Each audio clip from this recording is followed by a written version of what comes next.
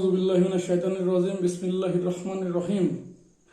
মহান আল্লাহ তাআলা আমাদের সূরা ফাতিহা পড়তে বলেছেন, মানে সূরা ফাতিহা একটা উত্তম দোয়া। এই দোয়াটা আল্লাহ করতে বলেছেন এবং এই দোয়া করার পরে আল্লাহ উত্তর দিয়েছেন কিনা, এই দোয়া আমাদের কবুল করেছেন কিনা এবং আল্লাহ জবাব দিয়েছেন কিনা তাও পবিত্র কোরআনে আল্লাহ বলে দিচ্ছেন। তাহলে প্রথমে আমাদের জানতে হবে আমরা সূরা ফাতিহায় কি পড়ি, আল্লাহ কি দোয়া আমাদের শিখিয়ে দিয়েছেন, কি চাইতে আল্লাহ বলেছেন। বিসমিল্লাহির রহমানির রহিম। আমরা কি বলি?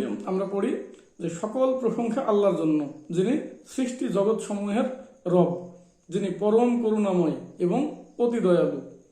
পরম করুণাময়, পরম করুণাময় বলতে বোঝাতে চান যে আমাদের যেটা প্রয়োজন সেটা আমরা চাওয়ার আগেই আল্লাহ দিয়েছেন। যেমন আমাদের অক্সিজেন দরকার বাঁচার জন্য, আলো বাতাস পানি যা কিছু দরকার সব কিছু আল্লাহ নিজে থেকেই নিজের করুণাই সব কিছু আল্লাহ আমাদের জন্য সেট করে দিয়েছেন।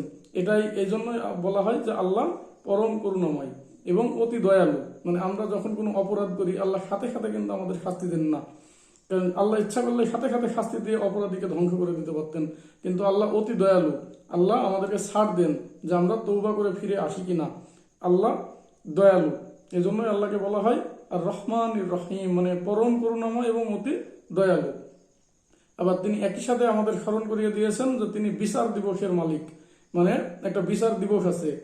আমরা যদি অন্যায় করি বা ভালো কাজ করি, পৃথিবীতে অন্যায়ের শাস্তি যদি নাও পাই এবং কোনো ভালো কাজ করলে তার প্রতিদান যদি নাও পাই, একটা বিচার দিবস আছে। সেই বিচার দিবসে আল্লাহ অপরাধীদের শাস্তি দিবেন এবং যারা ভালো কাজ করেছে তাদের পুরস্কৃত করবেন। এজন্য আল্লাহ আবার স্মরণ করিয়ে দিচ্ছেন যে তিনি বিচার দিবসের মালিক।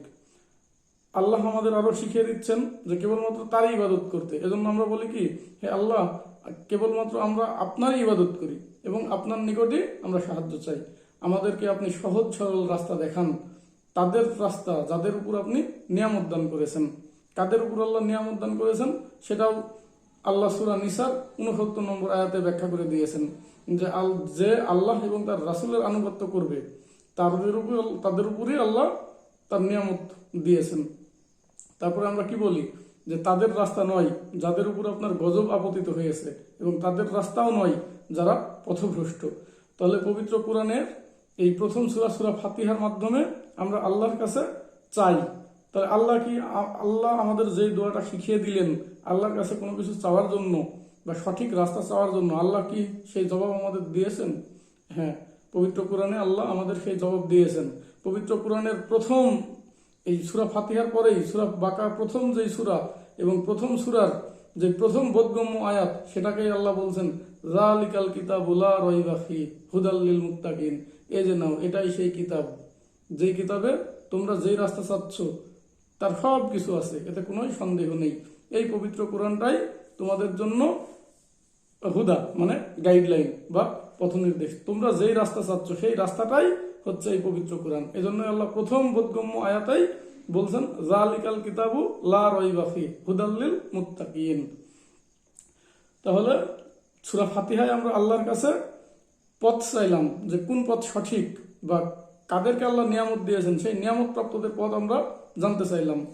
তাহলে আল্লাহ তারপরে সূরার প্রথম আয়াতেই আমাদের আল্লাহ জানিয়ে দিলেন যে যালিকাল কিতাবু লা রাইবা ফিহি হুদাল লিল মুত্তাকিন।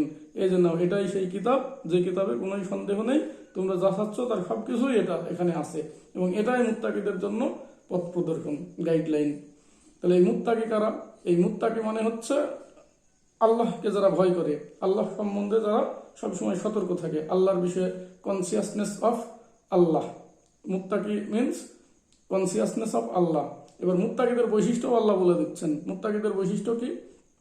দ্বিতীয় আয়াতে আল্লাহ বলছেন আল্লাযীনা ইউমিনুনা বিল গায়বি ওয়া ইউকিমুনাস সালাতা ওয়া মিম্মা রাযাকনাহুম ইউনফিকুন।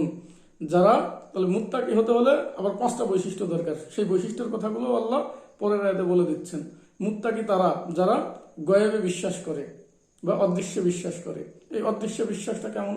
অদৃশ্য বিশ্বাস হচ্ছে মহান আল্লাহ তাআলা জিবরাইল আলাইহিস সালামের মাধ্যমে পবিত্র কোরআনের 6236টা আয়াত হযরত মুহাম্মদ সাল্লাল্লাহু আলাইহি সাল্লামের কাছে পৌঁছে দিয়েছেন।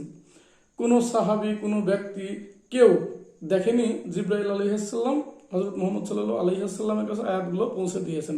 তারপরেও আমরা বিশ্বাস করি যে হ্যাঁ, পবিত্র কোরআন আল্লাহর বাণী, আল্লাহর কথা জিব্রাইল আলাইহিসসালাম হযরত মুহাম্মদ সাল্লাল্লাহু আলাইহি ওয়াসাল্লামের কাছে পৌঁছে দিয়েছেন এবং পবিত্র কোরআনের আয়াতগুলোই মহানবী সাল্লাল্লাহু আলাইহি ওয়াসাল্লাম ব্যাখ্যা করে সাহাবীদের তাবিঈনদের শুনিয়েছেন, যা এখন যা কিয়ামত পর্যন্ত থাকবে।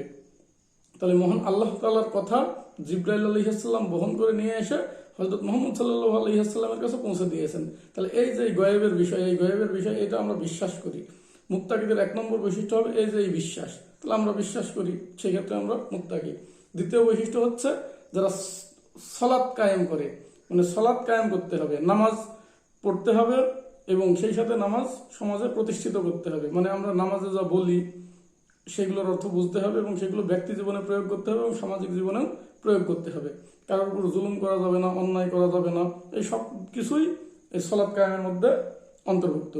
এবং আমাদের যে রিজিক দেওয়া হয়েছে সেই রিজিক থেকেও ব্যয় করতে হবে। তাহলে মুত্তাকিদের বৈশিষ্ট্য প্রথম দ্বিতীয় আয়াতে তিনটা, যারা গায়েবে বিশ্বাস করে, সালাত কায়েম করে এবং তাদেরকে যে রিজিক দেওয়া হয়েছে সেই রিজিক হতে ব্যয় করে।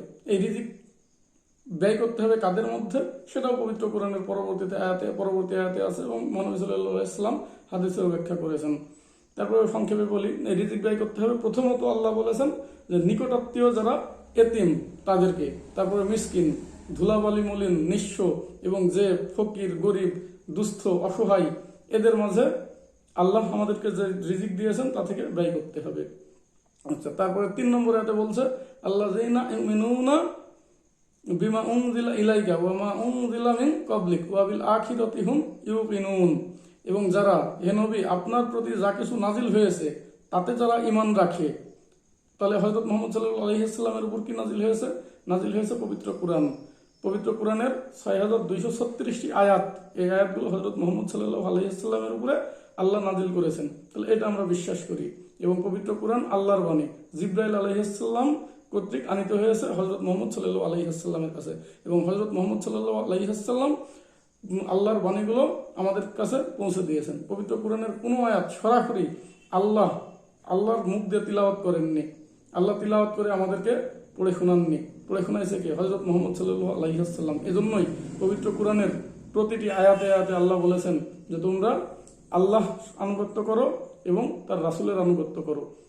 মানে যেহেতু মহানবী সাল্লাল্লাহু আলাইহি ওয়াসাল্লাম আল্লাহর কথাই মুখ দিয়ে বলছেন, সুতরাং মহানবী সাল্লাল্লাহু আলাইহি ওয়াসাল্লামকে বিশ্বাস করা মানে আল্লাহকে বিশ্বাস করা। এবং মহানবী সাল্লাল্লাহু আলাইহি ওয়াসাল্লাম যেই আদেশ করেছেন সেটা করা এবং যেটা করতে নিষেধ করেছেন সেটা না করা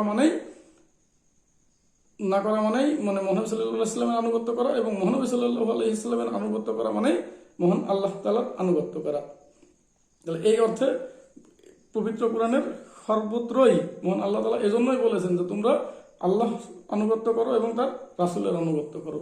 কারণ আল্লাহর আনুগত্য আমরা তো সরাসরি করতে পারবো না। আল্লাহ তো সরাসরি আমাদের সাথে কথা বলেননি।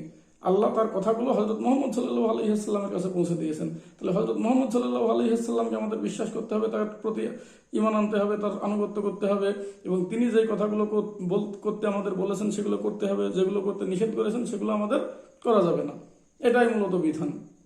তাহলে এই জন্য আল্লাহ বলছেন যে যা কিছু নাজিল করা হয়েছে তোমার উপরে তা বিশ্বাস করতে হবে এবং যা কিছু নাজিল করা হয়েছে তোমার পূর্ববর্তীদের উপরে। পূর্ববর্তী বলতে হযরত ঈসা আলাইহিস সালাম, হযরত দাউদ আলাইহিস সালাম, হযরত মুসা আলাইহিস সালাম, ইনাদের উপরে তাওরাত, জাবুর, ইনজিল নাজিল হয়েছে। তাহলে সেগুলোও যে আল্লাহর বাণী সেগুলো আমাদের বিশ্বাস করতে হবে এবং পরকাল আছে মানে আখিরাত আছে এটা আমাদের বিশ্বাস করতে হবে। ওয়াবিল আখিরাতি হুম ইউকিনুন, ইয়াকিন মানে দৃঢ় বিশ্বাস করা, মানে আমরা দেখেছি, দেখলে যেমন বিশ্বাস করা হয়, কোনো কিছু দেখে যেমন বিশ্বাস হয়, ইয়াকিন অর্থ হচ্ছে সেটা। এবং আখিরাত আছে এই দৃঢ় বিশ্বাস আনতে হবে।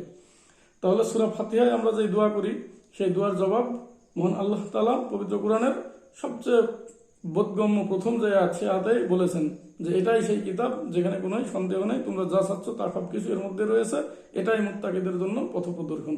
মুত্তাকি কারা? তাদের বৈশিষ্ট্যও আল্লাহ ব্যাখ্যা করেছেন যে যারা গায়েবে বিশ্বাস করবে, যারা সালাত কায়েম করবে এবং যারা তাদের দেওয়া রিজিক ব্যয় করবে এবং মুহাম্মদ সাল্লাল্লাহু আলাইহি ওয়াসাল্লামের উপর যা কিছু নাজিল হয়েছে সেগুলোর প্রতি বিশ্বাস করবে এবং তার পূর্ববর্তীদের উপর যা কিছু নাজিল হয়েছে সেটাও বিশ্বাস করবে এবং আখিরাতেও দৃঢ়ভাবে ঈমান আনবে। এটাই মূলত মুত্তাকিদের বৈশিষ্ট্য এবং এরাই রয়েছে আল্লাহর প্রদর্শিত সেই সঠিক পথে এবং তারাই সফল।